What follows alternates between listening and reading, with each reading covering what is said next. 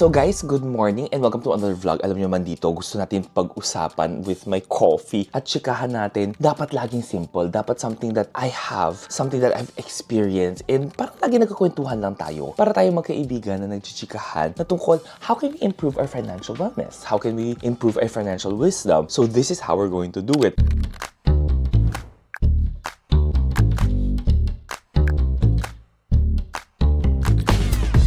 Now, for today's vlog, I want to talk about all my personal investments. And these are some investments that you can also apply in your real life. Now, before I do anything, like yung sinasabi, mga investment, the more riskier one, make sure that you already have your savings, you have your emergency funds ready. Dapat separate siya. Your investment should not be money na ginamit mo pang araw-araw mo or your emergency fund. Keep it separate. Now, why? It's because investment, pangpalago siya ng pera mo. Pero dapat, you have the basics ready already. Hindi man pwede na, okay, gusto mo mag-invest, pero wala ka naman palang savings. Mahirap na yun. And what if knock on wood may mangyari? Kailangan meron ka nung emergency money. Kaya sabi ko, unahin yung basics, then you start investing. When you go to investing rin naman, very important and why it's so important for me to do a lot of content about investing. Investing kasi will make your money work hard for you rather than putting it somewhere na hindi nag-work yung money for you. So that's why it's so important for you to think na, dapat lagay ko siya kung saan kumikita. If there are times you feel na parang, bakit parang hindi ko maganda ang buhay ko or parang,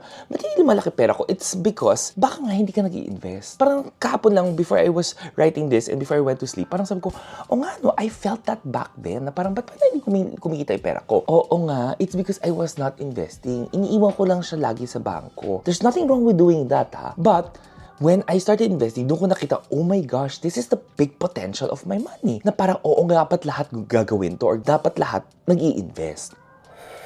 Without further ado, we're going to make everything very simple. We want to make it all easy. Syempre, there are lots of videos that are dedicated per product. Now, before I start, I also want to say and caveat na I am not someone to tell you na ito yung dapat mong gawin. Ito yung dapat i-invest mo. No, why? It's because iba-iba yung goals natin. Iba-iba tayo as person. I create these videos para alam nyo kung ano yung mga investment types and then it's for you to decide kung ano yung gusto mong investment type. So, for example, if you want the less risky, go with it. If you want the more aggressive, go with it as well. I will not tell you what to do or where to go, but I will teach you and give you in a silver platter na eto yung mga options available for you. Understand it first, then you start investing. Now, what I want to discuss here will be the types of investment and then I would describe kung ano ito in a very simple term and then I would have to discuss the risk involved if that investment type, the potential returns of that investment type, liquidity meaning how easy it is for you to turn it into cash na pwede mo gamitin ka agad, and last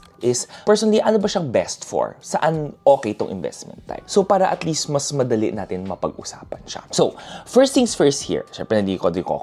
First things first here, the investment type will be your cash or your savings. So, ano yung cash and savings mo? Basically, di ba? Sobrang simple. Pera ito na nakalagay sa bangko or pera ito na nakalagay sa piggy bank mo. Sabihin na lang natin na ganyan. Di ba? So, ito yung cash or savings mo. Basta it's typically, when we talk about the bangko here, we want to talk about traditional banks. So, this is your big institution banks, diba? When you look into these types of cash or savings mo, the risk niya is definitely very low. Bakit? Kasi, syempre, hindi mo siya biglang mawawala. Diba? Sa bangko siya, safe siya, nandyan lang siya. Kung sa piggy bank siya, nandyan din siya. Now, the potential returns of this is also very low. Remember, traditional banks gives interest of only 0.0625%. Very, very low siya. Now, if you're going to look into why cash and savings, wag masyadong marami yung sinasabi ng mga financial experts here, it's because inflation is higher than the interest that the bank gives. If, for example, inflation mo is at 5%, the bank only gives you 0.0625%. Diba? You already lose 4-point-something% due to inflation. Meaning yung pera mo, hindi kumikita. It loses its value along the way. Diba? Through time, nawawala at nawawala siya. Meaning ng inflation, guys, yung pera mo today buys more compared to mabibili niya bukas. Ganun yung inflation. Tulad ng, yung 1,000 pesos mo ngayon, ilan nabibili ng 1,000 pesos mo ngayon compared to how much it was buying 10 years ago. Diba? That's inflation. Nagmamahal yung bilihin, nagle-lessen yung value ng pera mo. Now, when it comes to cash and savings, syempre, you also need to have it. So, best for mo to, yung mga cash and savings mo, usually it's best for your everyday expenses. Diba? Yung talagang kailangan mo siya lagi. So, you have to have it there it's just easy for you to access it kung may kailangan kang pagbilhin. That's where you put your cash and savings. Next type naman will be your digital banks, the second type. Ang digital banks mo naman, syempre, it's very similar to your cash and savings. Pera rin siya nakagay sa bangko. But it gives higher interest compared to the traditional banks. So kung 0.0625 si traditional bank, si digital banks can go as high as 4%, 3%. Diba? Meron iba nasa 10%, 15%, depending on the digital bank. Ito yung mga Maya, Maribank, GoTime, CIMB, diba? Where your money can grow faster, di ba? Parang at least, kung hindi man siya kasing taas ng inflation, almost the same as inflation. O, di ba? Or sabihin naman kung ang inflation mo 5%, nakakakuha ka dito ng 4%, at least 1% lang yung nalulugi mo sa inflation or yung nalulose out mo sa inflation. Now, the risk type for this one is relatively low because why? It's steady, di ba? Hindi naman siya yung tipong aggressive type of investment. Very low ang risk type mo pa rin naman dito. Returns mo here will also be low. It's not very low. It's low kasi nga, guys, mas malaki naman kita mo doon ng traditional banks. Now, liquidity mo dito will also be very high. Liquidity very high meaning kung kailangan ko siya, kailan mo siya makukuha. Mabilis mo siya makukuha. That's your digital banks. Now, for me, best of for your emergency fund. Because guys, at this emergency fund mo, kumikita pa rin siya along the way kahit nakapark siya sa bangko. So that's where I always say, you can explore putting it in a digital bank. Why not? Diba? Sayang siya. Ilagay mo dyan para kumikita pa rin yung pera mo. Number 3, time deposit. Time deposit naman, in a very simplest form, if you start a time deposit, you cannot touch that money. But, guaranteed yung interest and guaranteed yung growth mo dito. So for example, this is my sample here for time deposit. This is a Metrobank time deposit. You can do it digitally over your phone. So, ang time deposit dyan sa okay, dito siya. So, ang time deposit ko dyan is roughly around 4%, if I'm not mistaken. Ayan, 4.125%. Then, 84 days yung terms niya. And then, minimum placement was 300,000 pesos for this one. And the maturity date niya dito, nakita nyo dito, is January 30, 2026. And then, this one, you see, 4.125% is higher compared to the 4% or 3% of most digital banks na nakikita mo. But, syempre, nakalock yung pera ko. Meaning, hindi ko siya pwede i-touch. To get that interest, kailangan matapos ko yung term na to. Meaning, yung days kung kailan nakalock tong pera na to. The risk here is still low. Returns mo here is also relatively low. Hindi ko naman pwede sabihin na mataas siya. But 4% is not bad. Diba? I mean, rather than 0%, you want at least kumikita pa rin siya. Liquidity is also low. And then, here, for this one, best siya for conservative savers. For example, the more you age, diba, the more you get mature, retire ka na, you want guaranteed na safe type of investment. Time deposit is like this. Digital banks is like this as well. Meaning, you don't need to fear na pwedeng bumagsak yung pera mo o mawala yung pera mo. It's because it's relatively very safe. Especially if you go to a very trusted institution. Katulad ng mga traditional banks mo. And a lot of your traditional banks will offer these. So, importante when you go to time deposits, I recommend find the highest rate that the bank will give you. It sometimes needs to explore. So, for example, I go to the big banks. Now, yung mga biggest bank out there, usually mababa yung mga time deposit na binibigay nila. So, I go with the other time deposit or with the other banks. Tulad ng China Bank, Metrobank, mas mataas yung binibigay nila. And then you have RCBC as well. Yon, matataas yung binibigay nila. So, sabi ko, okay, dito tayo maglalagay. So, those are the samples for your time deposit. Sorry, now before I forget, ay baka hindi sabihin nyo, Jackson, hindi ka nagbigay ng example ng cash and savings. So, a lot of my cash and savings, I still have it in traditional banks. It's because I still believe that we do need traditional banks to build the relationship. So, a lot of it nasa PPI, China Bank, I have RCBC. Then, digital banks naman, I do love my Maribank. It's so easy to use. Maribank, I have my CIMB, I have my Maya. Ang dami, basta almost whatever you think of, nandyan yan. And the time deposits, I have in a lot of different banks. China Bank, Metrobank, meron ako sa mga digital banks as well. So, tina-try out ko rin yung mga yon. To be honest, I have a lot na sa time deposit. It's because sigurista nga ako. But slowly, I'm trying to switch to more aggressive investment types. Because sabi ko nga, bakit hindi ako mag-more aggressive? Guys, when you're younger, pwede naman maging mas aggressive. So now, we're going to talk more about those type of investments. So at least, guys, natapos na natin yung mga very, very low at saka yung mga very basic and the fundamental. Now, inimpisihan ko yung cash savings, digital banks, sa time deposit. Inuna ko yon. It's because if you want to go introduction, di ba? Where you make your money grow kahit papaano, those 3 or those 2, yung pinaka-okay where you can start. Para makita mo, oh my gosh, ito yung parang intro to beginners natin na parang, oo nga no, pag mag-invest ako, dito ka ma-addict. Build that habit first. So now let's go to stocks naman. So stocks naman, think of stocks as bumibili ka ng maliit na percent or parte ng kumpanya. For example, in the Philippines, gusto mo bumili ng Jollibee. Kung sa abroad, gusto mo bumili ng Apple, Google. Diba? You can explore. Stocks is buying a part of the company. Now, when you're going to look at the risk level niyan, relatively high ang risk niyan. Returns niyan is also very high. Diba? They always say, high risk, high rewards. Now, liquidity naman nito is also high. Pwede nang high because if you don't want it, pwede mo kaagad siya ibenta. Diba? That's why liquidity in terms of if you don't want a stock, ibebenta ko lang kaagad yung stock and then it will become cash in a few days. It's best for growth investors. Meaning, yung mga magaling na gusto mag-grow talaga ng kanilang pera. Now, when it comes to stocks, diba? There's a lot of different platforms in the Philippines where you can buy your stocks. One of the easiest or one of the oldest out there will still be Call Financial. Si Call Financial, I have it here. This was one of my oldest I started with Call Financial. They also have their digital apps naman na right now. Walang problema. Then you also have Dragonfy. Dragonfy, ito yung itsura naman yung Dragonfy. Yes, you can buy a lot of different stocks here as well. It's relatively easy. Madali rin naman kung paano mo siya bibilihin. One of the easiest out there for me will also be Dragonfy. So if ever you want to start with it. And of course, you have your GCash na GStocks PH. Na GStocks PH, guys, gumanda na rin yung platform niya. Sabi ko, in fairness, recently, gumanda na yung platform niya. Sabi ko, not bad for investing. So with GStocks PH, doon siya pwede ka bumili ng mga stocks mo as well. So I will try to open it para at least makita natin. Give me a sec. So with GStocks, I will use GCash. It's because, guys, it's easier lang para at least a lot of you will also have GCash na. So hindi na tayo mahihirapan. So with GStocks PH, if you're going to see it here, so invest, if you're gonna click it here, and then you have here, diba, invest, GStocks PH, and then select your broker, AB Capital Securities. Then makita nyo rin dito, guys. Okay. So here, nandito yon, diba, all-time profit ko sa 3,600 pesos. Not bad. Hindi ako magko-complain. Anyways, ito yung mga stocks na lahat na pwede nyong bilhin. For example, you have here, Jollibee Foods. Let's just say Jollibee Foods use natin dito. So Jollibee Foods, when you look at it, one stock niya right now is 183.40 pesos. So yung 183.40 pesos niya, guys, yun yung parang you buy one share of Jollibee. You can buy that and minimum mo, bibilhin mo is 10 shares. Kasi nakasulat dito, minimum buy 10 shares, equivalent to 1,834 pesos. Meaning when you want to buy Jollibee, you have to buy the minimum shares muna. So you need 1,834 pesos to buy at least 10 shares to own Jollibee when you're going to invest it here.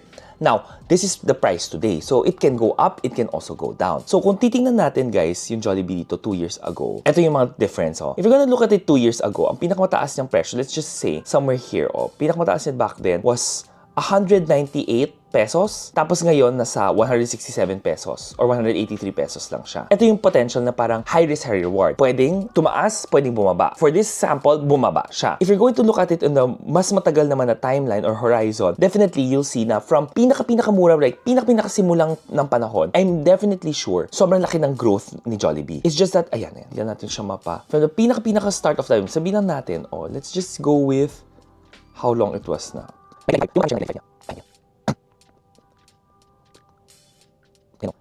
22 pesos lang siya dati. 7 pesos lang siya. Diba? So that's the potential. Isipin mo, if bumili ka ng 7 pesos noong 1995, yung 7 pesos mo, naging 183 pesos na siya ngayon. Kung you bought 1,000 shares back then, tingnan mo, i-multiply mo magkano na dapat yung shares mo ngayon sa 183 pesos, yung 183,000 pesos na. Yun yung potential growth ng stocks. Definitely, high risk, high reward siya. But that's stocks. Individual part ng company ang binibili mo. Definitely, this is for the more seasoned investors. I would also recommend, personally, I do have my own stocks. I have stocks in some companies. But for me, yung stocks ko, hindi masyadong marami. It's because ayoko yung nag-iisip masyado ng, hala, umakyat na ba? Kailan ko na ba siya ibenta? It's not for me. Diba? Kaya parang nagsasabi, it depends on what you want. There are people who love stocks, meaning yun yung gusto nila eh. Then go. I'm not here to stop you. I'm here to just tell you these are your options and find one that fits you. The next one will be more about mutual funds and UITFs. So for this one naman, isipin mo, kinukuha yung mga pera mo or pinupool yung money mo and then minamanage siya ng isang expert to buy and to invest in different and multiple stocks. So for example, when you buy a mutual fund, it's like ganito. If your stocks is you go to a restaurant, you eat one dish, isang dish lang yun na bibili mo. with their money. Mutual fund and UITF naman, it's like you're giving your money to a buffet, then you can have multiple dishes served to you, multiple desserts as well. So it's like me na ako, mahilig ako sa multiple dishes, multiple desserts. Because ayoko nag-choose ng isa lang. Gusto ko matikipan na lahat. So para siyang mutual funds and UITFs, di ba? Na tipong, I give my money to a professional individual, siya yung nag-i-invest for me. Pero malalaman ko kung saan siya nag-i-invest. Is it in Philippine companies, the top companies? Is it US companies, the top companies? Is it technologies? So parang at least alam ko, okay, saan napupunta yung pera ko. When it comes to mutual funds and UITFs naman, the risk here is moderate, diba? The returns here are also relatively moderate, diba? Liquidity is moderate rin, and this one is best for beginners and busy people. Wala nang iniisip. So let's talk about mutual funds naman. So this one marami. Meron ka sa Metrobank, meron ka sa BPI, you also have in G stocks, G funds, and I want to show you here. It's because when you look at it, maraming type of mutual funds or UITFs. Mutual funds is usually managed by SEC companies. UITFs on the other hand naman, para ma-differentiate lang tayo, almost the same siya sa mutual funds. I think about the same thing. It's just that banks yung nagmamanage nun. They just call it that way. Now, when you buy UITFs and mutual funds, you also buy per unit. So for example, meron tayo dito ng World Technology Feeder Fund. So this one is like investing in a lot of technologies in the world. For this one, you see that okay, magkano ang World Feeder Fund niya? Per unit, it's $135.57 US. Now, when we look and read into, okay, saan nag-i-invest yung mga feeder fund nito, na BPI feeder fund na to, na World Technology Feeder Fund? You look at to the papers, and the paperwork here, it says na invest in Nvidia, Broadcom, Microsoft, Apple, Meta, di ba? All the big tech companies. And that's where, di ba, I'm saying na when you buy a mutual fund or a UITF, it invests in all of these companies when you buy a unit. Kasi nga, nababuy mo maraming companies or your money buys a lot of different shares and companies across different mga industries, if ever whatever you want the industry, or mga technology, rather than just buying one stock. So, when you think about it, pag knock on wood, bumagsak yung isang kumpanya, hindi lahat ng pera mo nawala or bumagsak. It's because some might grow up rather than stocks na pag bumagsak yung kumpanya niya, babagsak talaga lahat ng pera mo. That's the difference of it. What I want to share here also with you, I'm going to just share how much potential yung mga growth na kumita ng BPI ko. So it's here. I want to share it with you. Diba yung BPI ko dito? I'll log it in for you para mapakita ko sa inyo. This has been parang, I just invest from time to time. Naglalagay ako ng pera dito. So para at least laging, nandiyan lang siya, diba? Investment type ko here. If I'm just going to do with the oldest portfolio here, yung BPI, tima, may funds ako na bumagsak, the BPI Equity Fund. Meron ako dito, Philippine High Dividend Equity Fund, kumita ng 13,000 pesos. Then, I'm going to show you the biggest for me is the BPI US Equity Index Feeder Fund, 85,000 pesos. US Equity Index Feeder Fund, this one usually mimics or copies the S&P 500. Doon nag-i-invest yung fund na to. And for me, if you want to invest in US stocks, diba, S&P 500, this is one of the similar and very easiest, or parang for me, ito yung way na mas relatively safe, mas madali for us Filipinos to invest in the S&P 500 companies. So S&P 500 companies, guys, ito yung sa US, yung mga top 500 companies talaga. And a lot of your financial experts will always say na, you know, if ever gusto mo lang mag-invest, start with the S&P 500 companies. Kasi relatively yung returns niya for the past how many years, nasa 10%. And this is like very similar kay Buffett where dyan siya nag-i-invest siya. Diba? Kaya parang sabi ko, oh nga, no, let's try it. And when I tried it, I'm happy with it. And yun yung experience ko. Tinan mo, potential growth, malakas rin. Diba? I love it. Diba? Wala akong complaints talaga dyan. So yun po yung sample niya. So that's mutual fund and UITFs. Personally, I have lots of funds ko nakapark rin dito. It's because this is something that's easier for me. I do it like clockwork. Every 15th of the month, bibili ako ng mabago. Now guys, we go with REITs. Now when we go to REITs, it's real estate investment trusts. REITs in a way na parang nag-invest ka na in property, but wala kang sakit sa ulo to manage, to find renters, to fix up the place, maghahanap ka ng sino uupa, ipaparenta mo pa. So think of it that way. Nag-own ka ng condo, malls, offices, di ba? And then guys, kumikita ka and then may malaki kang dividendo. So, dividendo nito is because, syempre, may umuupa, then may kikita rin yung mga kumpanya na to, mga real estate companies na to, and then binibigay nila sa atin yung kita or porsyento ng kita na yun in terms of dividend. Ang kagandahan dito, why I love real estate investment trust also, it's because parang you're buying property, may value yung REITs mo, plus kumikita ka pa ng dividendo, and malaki yung dividendo mo dyan. So parang two-way, parang you're earning rent income, but if ever you want to buy or sell that property, you can sell while your REITs rin as well. So parang best of both worlds siya. Now, for REITs, when it comes to risk, it's moderate. Ang returns niya is also moderate, hindi sobrang high. Liquidity niya, definitely, more high rin siya because, di ba, or moderate to high, kasi mabilis mo rin naman siya mabibenta if ever hindi mo na siya gusto. Ang REITs, perfect talaga siya for person who loves dividend. Dividend, guys, is yung nakikita mong dividendo. Think of it, pag may REITs ka, rent income to. It gives usually per quarter siya, o diba? A lot of it, when you buy your REITs, you can buy it Dragonfly, Call, you can also buy it for BPI sa BPI Trade. You can buy it also via GCash. So I want to show you my BPI Trade because again, we need examples here. So ito yung current portfolio ko. Basta nasa 4% increase lang siya. It's because, syempre, ang daming REITs dito noon and may bumagsak akong REITs na parang sabi ko, oh well, wala akong magagawa. So, if you're going to look at my REITs here, I have a REIT, which is Ayala REIT. Tingnan mo naman, yung growth ko dito, unrealized gain, meaning guys, hindi ko siya binenta, kaya unrealized pa siya. Pag binenta ko siya, at this price, kikita ko ng 23,997. Kaya unrealized gain siya. And kasi guys, like what I'm gonna say, syempre may bumagsak ako mga stock, especially, eto yung bad choice ko, but oh well, it is what it is. Syempre, nandito yung Vista REIT ko na, oh my gosh, luging-lugi ako ng timo 12,000 pesos. But, you win some, you lose some, o diba? Mali yung ginawa kong desisyon. So next time, just go with the more institution. For me, yan yung natutunan ko. I would just go with the more trusted ones na lang. So guys, ito yon yung A-REIT, diba? So my A-REIT here is 23,997 yung value na nakita ko dyan. But guys, what I want to share here also, it's because kumikita rin ako sa dividendo ng Ayala REITs na to. So for example, the latest dividend na kita ko dito was at Hero, A-REIT, kumita ako sa BPI Trade ko ng 2,511 pesos just last November 25. So parang yun yung sinasabi ko na, nga no, laki na, diba? Yes, marami akong biniling shares rin dito, but the dividend, hindi na masama. Imagine if you buy more, mas malaki pa yung dividendo mo doon. So kaya parang sabi ko, if you want property, like for me, eto yung na-appreciate ko, REITs. Because sabi ko, oh my gosh, hindi ko pala talaga gusto ang pagbibili ng property. Kasi ang dami iisipin. Ito, at least, mas madali siya for me. Mas gusto ko siya. O diba? That's REITs. Then, we go with real estate. Siyempre, ang real estate mo, definitely it's your bahay, your lupa, your condo. Ang kanyang risk level, moderate to high. Returns mo is moderate as well. And then liquidity niya is very low. When it comes to liquidity of your real estate, it's because hindi mo siya mabenta kaagad. But real estate, long-term wealth talaga. It's best for your long-term wealth. I'm not saying that don't buy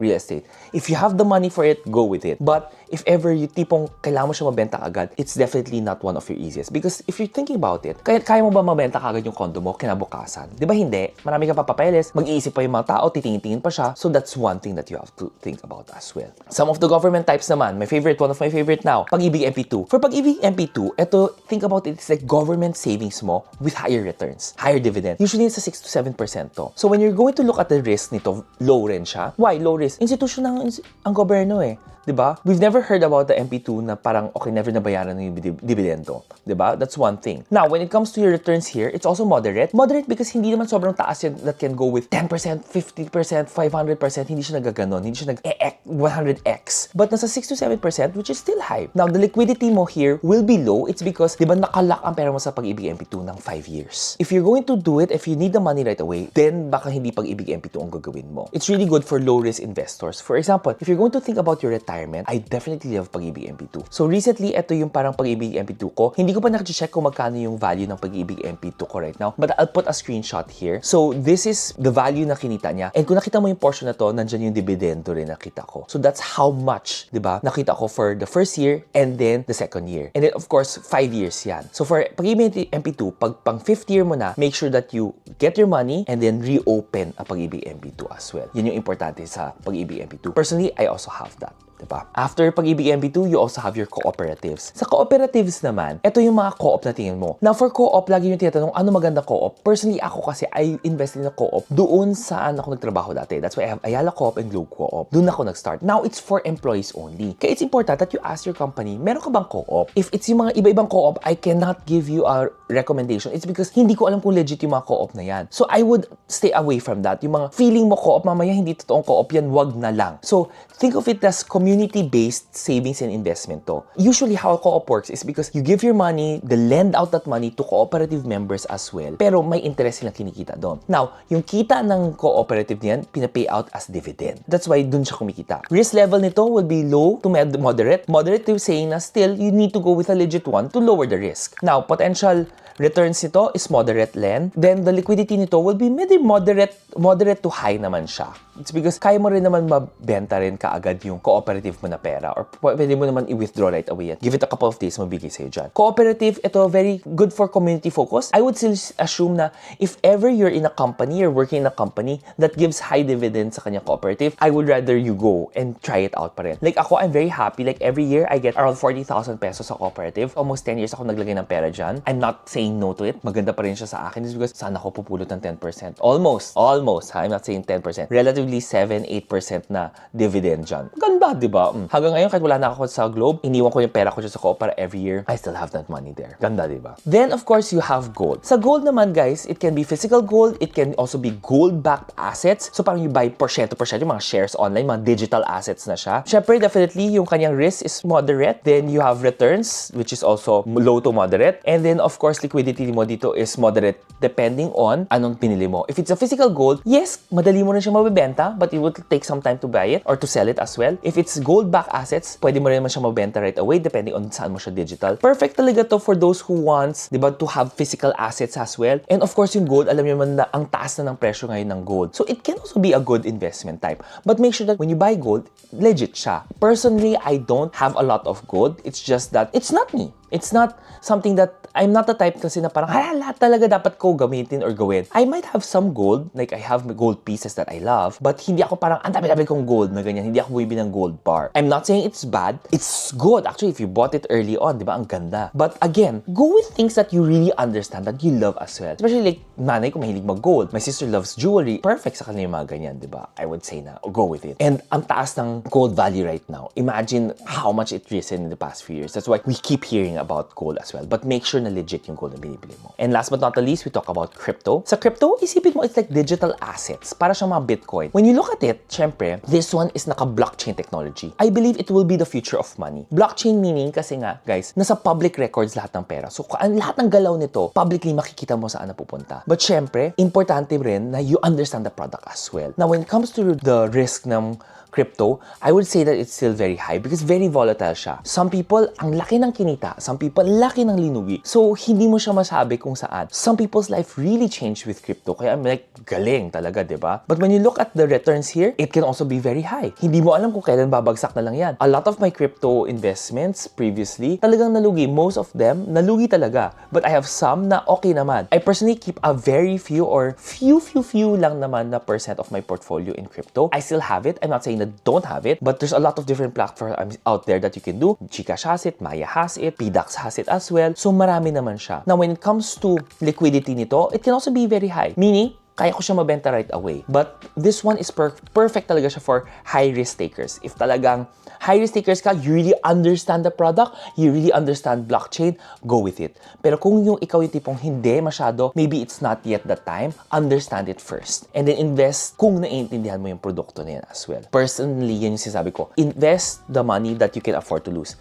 Yung tipong hindi mo kailangan or hindi mo siya maiisip. Kung mawala siya, then okay lang. Huwag yung kailangan mo siya right away. Okay? Kahit alam ko ang habaan na ng chikahan na to. Pero grabe, I know that it's a very, very long type of investment type of vlog. Pero at least napakita ko yung mga samples of investing here. I have long form videos here per type of investment. Most of it, ginawa ko na yan. So you can watch it if ever naguguluhan pa kayo or you really want to dive deep in it. But remember guys, invest lang kung ano yung kaya mong mawala. Invest the money that is for investing as well. Remember guys, this is the iba't ibang investment type. Ito, explain in the easiest way with examples as well. For me, remember, walang best investment, but my best investment for you. Again, personal finance is your personal finance journey. Personal finance is personal, so make it personal as well. Then, definitely, kung meron pa kayong hindi masyado na-gets, guys, comment it down below, converse tayo. Di ba? Pag-usapan natin kasi alam ko ang haba na nito. I'm sure sinabi yung Jax ang haba na naman ng vlog mo, but I hope naging helpful siya. Definitely, don't forget to like, share, comment down below as well. Hit that bell notification button para at least guys you get notified every time I release a new video. I will be traveling soon again, so that's why I'll see you on the next vlog. Talagang nag-shoot ako nito ng umaga with my coffee kasi sabi ko, hindi, gusto ko to at gusto ko mawala na to sa isip ko para to help you start the year right with investing and helping you grow your money as well.